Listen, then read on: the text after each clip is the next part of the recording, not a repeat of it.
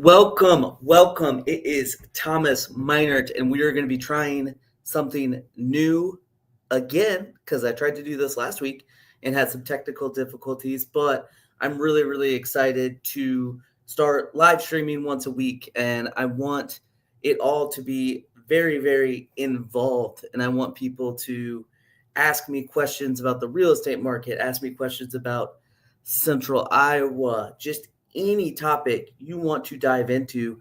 That is the idea behind this show. Normally, I'm going to do it Thursdays, but tomorrow is Thanksgiving and I am taking the day off. And I recommend that all you guys take the days off as well. So, here is kind of the plan. I am going to come in with a topic of my own, and then everything else is just going to be based on my followers' questions. I collected some great questions last week that I'm going to be going over and talking about. And I also realized part of the fun of it being a live stream is I don't know where my notes are. But we're having fun.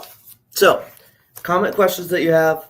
I'm going to just start talking, and this should be a great time. So, let's get this set up in a way I like. Okay, I'm going to hide this better. Let's talk about 50-year mortgages. Trump made a True Social post kind of hinting at this is something that he wants to do to make housing more affordable. Affordability is one of the biggest issues that we have in the real estate market. First-time home buyer, the average age of a first-time home buyer right now nationally is 40 years old, and it keeps getting older and older. So that is obviously an issue, and this is something that he thinks is going to fix it, because 50-year mortgage, if you spread out a mortgage like that, it makes the monthly payments a little bit smaller, and it should help affordability. Here's the issue. Your savings after the adjusted rate that they probably will make on the average loan are going to be right around $119. So you're really not saving that much. That $119, that monthly payment saving, might help a few more people get approved, but the people that would get approved, that would make a difference for them, it just probably isn't going to be the best option.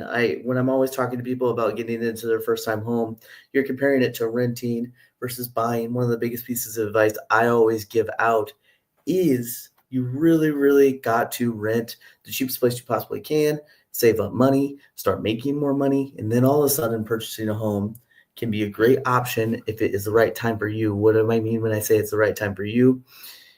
Are you willing to plant roots in the place that you're willing to buy? Because people that win in real estate own the house for a very long time. Speaking of owning the house for a very long time, if you were to do a 50-year mortgage versus a 30-year mortgage, and you were to complete the life of both of those mortgages, which doesn't realistically happen a lot. Most people move anywhere between 8 or 10 years, every 8 or 10 years.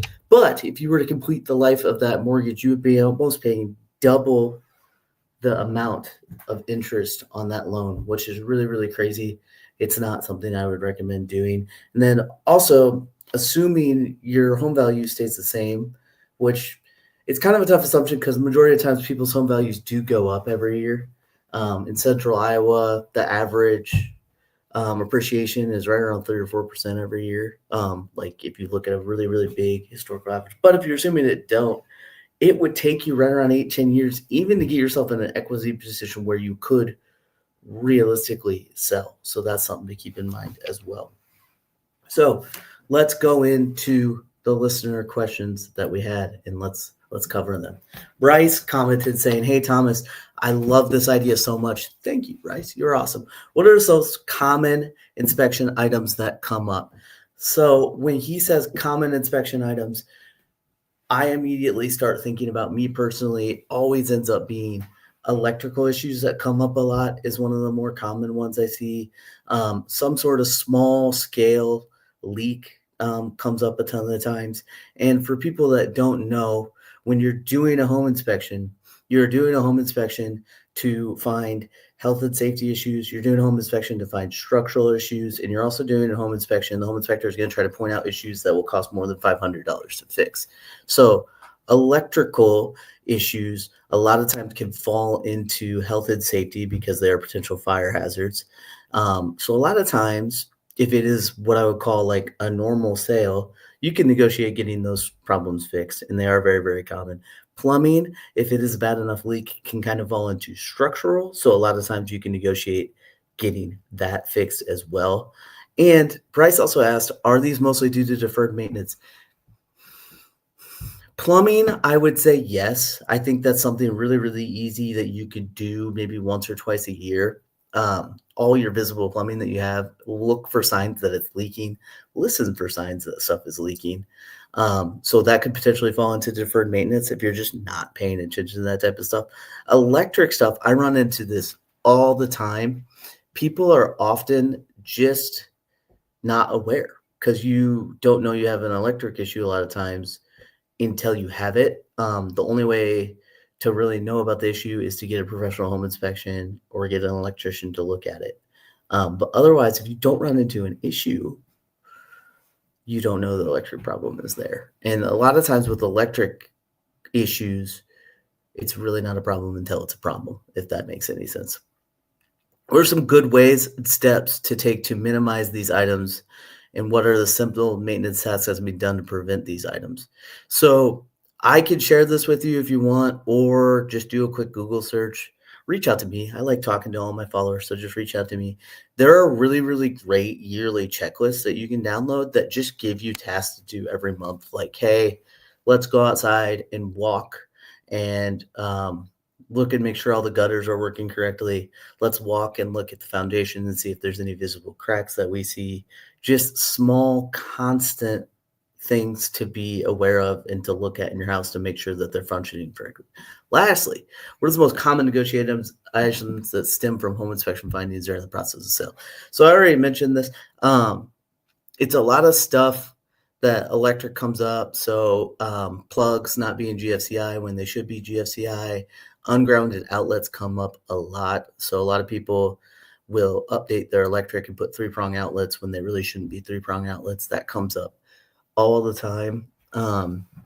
And a lot of the times, like I said, if it is a reasonable enough ask, a lot of that stuff can be negotiated, especially in a market that we're sitting in right now where sellers are wanting to sell their house. If you're the only buyer for the house and you want these fixes that cost X amount of dollars that seem reasonable to a seller, they're just going to go ahead and get that stuff done to sell the house a lot of the times. And you just got to remember, when you have a good buyer's agent and you have a good listing agent on the other side, that these obstacles can be overcome. You can get a house that you're happy with, that you know what's wrong with, and move in and be very, very happy. So that is just some things to keep in mind. The other thing that I will say, and this is, in my opinion, this is why you get a home inspection done, right? You don't get the home inspection done for these little things. Yes, you do get it done for these little things, but the big things are what you want to know about. You don't want to be in a house 6 months and all of a sudden find this very, very expensive repair that needs to be done that you had no idea about. You want to know about these big, expensive repairs before you close and before you own the house. So a home inspector, they're just doing a visual inspection, right? But visually, they can tell you their opinion on the roof, the foundation. They can look at the electric panel. Bryce is a home inspector. He used to be an electrician. And one of the reasons I recommend him a lot, he's on my recommendation list, is because he can give us a really, really good opinion on the whole electric system by the panel and just everything else that's going on. The sewer is another big one that can cost a lot of money if they need to be fixed. So that's why you get a home inspection, is the last note I will give on that. And when I've had ones where big issues come up and we still get the deal done, because the other thing that you have to remember is the seller, if they don't come to terms with you, now that they know about the defect, they still have to get it fixed or disclose it. So they still have to sell it to someone else with that big issue that was found. So you would be surprised. Even if you find big issues, a lot of times you could still come to a deal. Connor, my friend Connor, commented saying, "What are some of the most cost-efficient ways to increase the value of their house? And is there any way to measure a good return on investment? I.e., if I spend $5,000 on updating the bathroom, can I increase the selling price by $10,000?" Here's what I will say: things that really, really appeal to the common buyer is a remodeled bathroom, a remodeled kitchen, and a home that is just in generally well kept and in good shape. So if you're buying a house and you've been living in it for 1 or 2 years and you think you want to update the kitchen and bathroom, do it, because the buyers are going to be happy to see it. The numbers on it aren't necessarily a great return. You don't normally, if you're paying a professional to do the remodel for you, you don't normally see like some crazy return, but you do see a little bit of a return. And the biggest caveat with these big remodel projects, like the kitchen and the bathroom, is it's going to make the house so much more enjoyable for you to live in. And with that, if it's more enjoyable for you to live in, the odds are that you will live there longer. And like I said earlier, that is the biggest way to win in real estate, is buying a piece of a house, buying a piece of real estate, and staying in it for a long time. Because the longer you have a loan, the more life on the loan, the more principal you're paying down every month, and the more equity you're building, and the longer you're in a home, you can withstand any sort of real estate market volatility. We are blessed that we live in central Iowa, and there really isn't a huge market volatility in home prices. You do see some years where home values don't go up a ton, and you see some crazy years like 2020, 21, 2022, where people see a big return. But you don't normally see years where you see a big decrease. But the longer you stay in the house, the more you keep stacking those years where, hey, my home value grew by 2-3%, my home value grew by 2-3%, and it just keeps stacking and stacking. So those remodel projects really make it so you are living in a home for a longer time.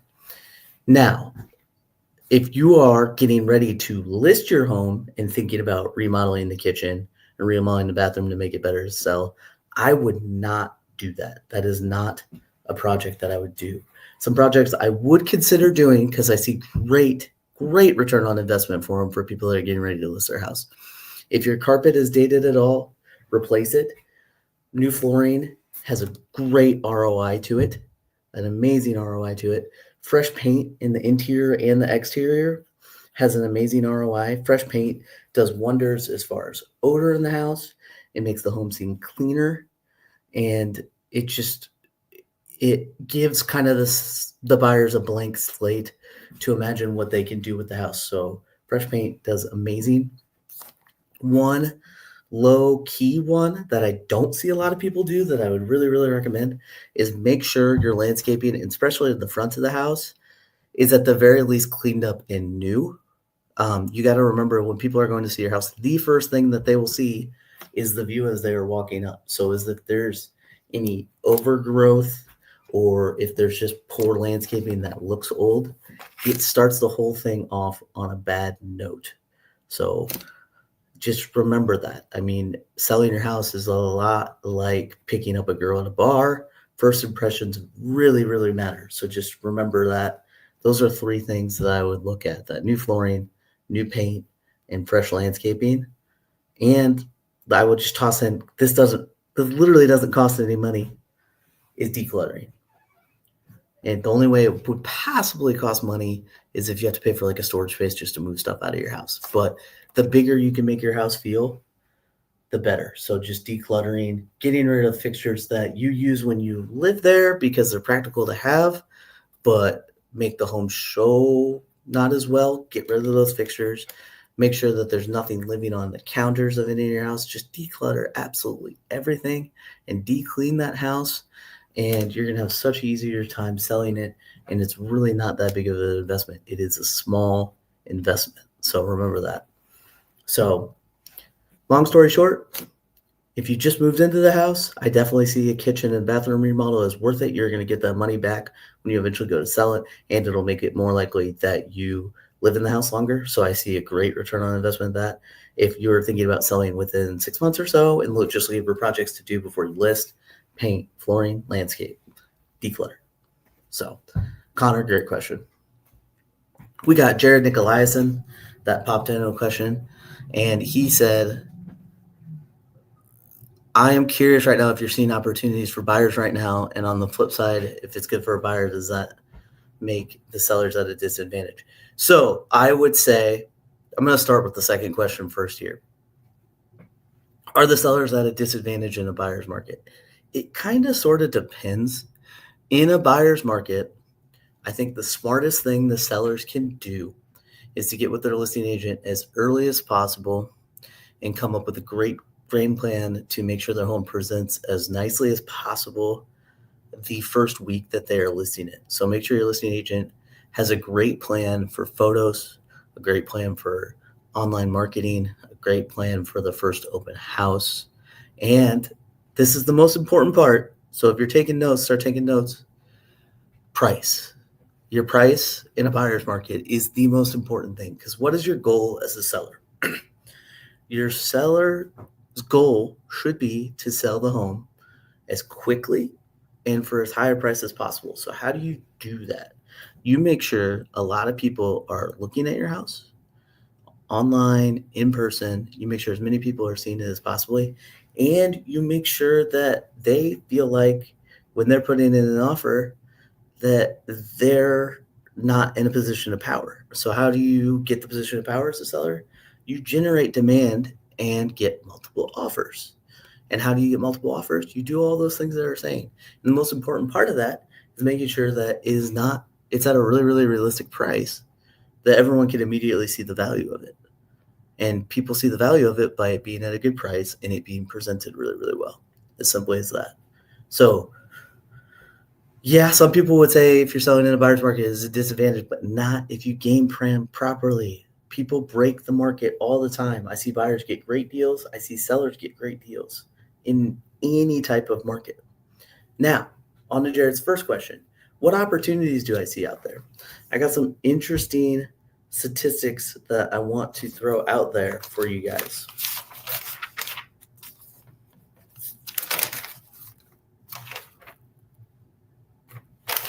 So the central Iowa market as a whole, the Des Moines area, median list price is currently down year over year. So just in general, if you are looking at a house now compared to last year, the list prices are lower than they would before. So just in general, that seems like a good deal for buyers, right?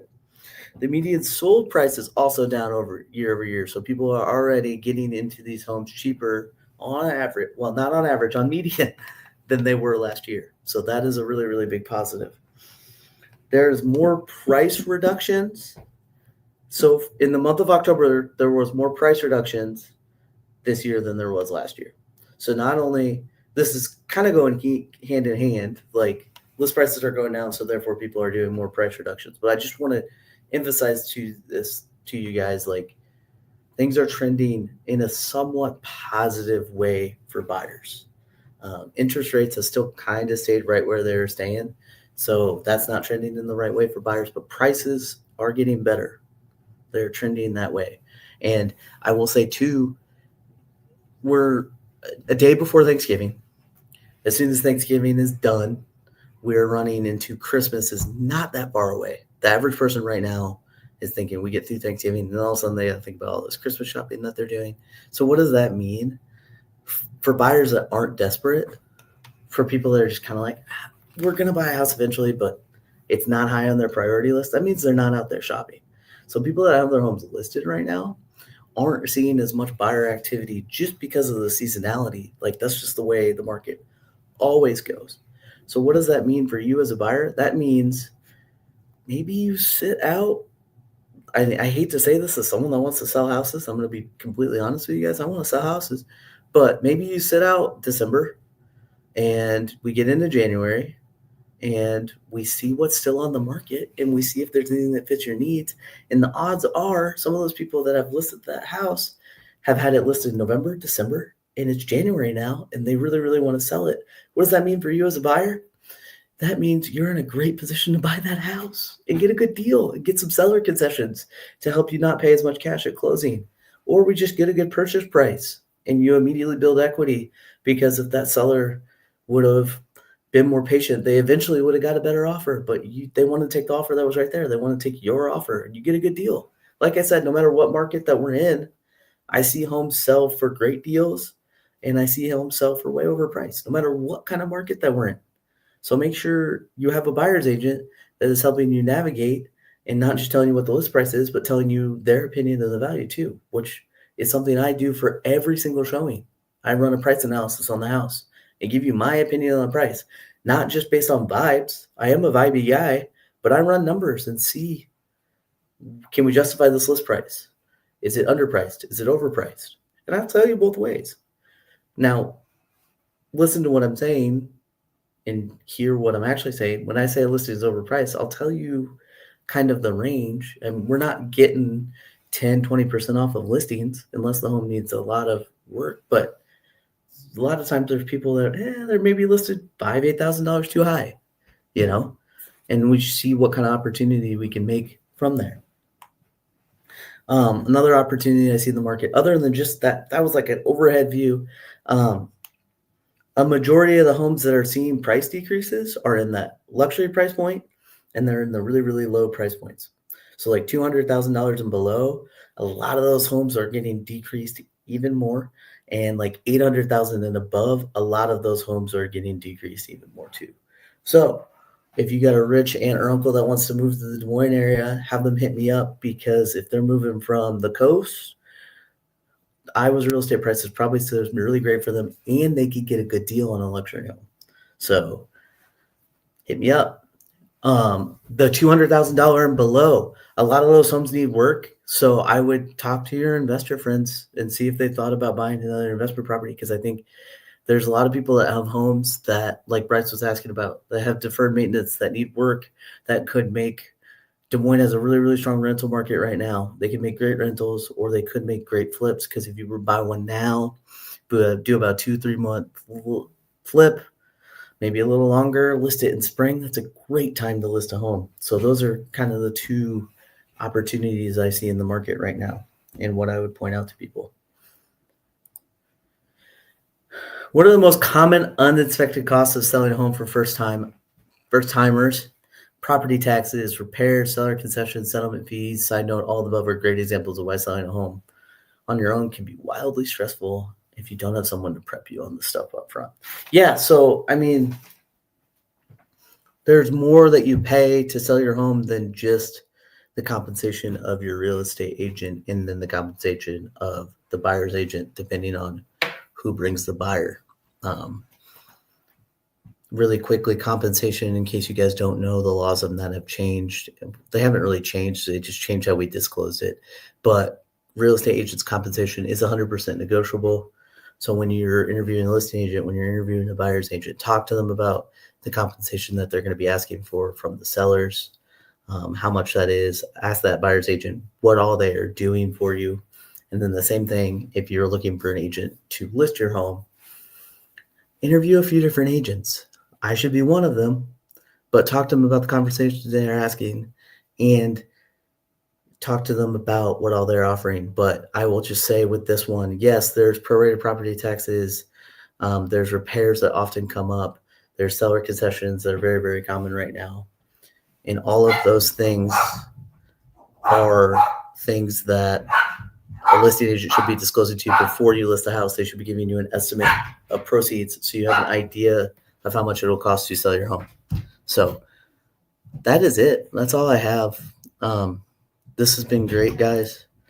I'm super excited to keep doing this every single week, and be involved. If you're watching this video later, please comment your questions, and I will answer them next week. And have a great Thanksgiving.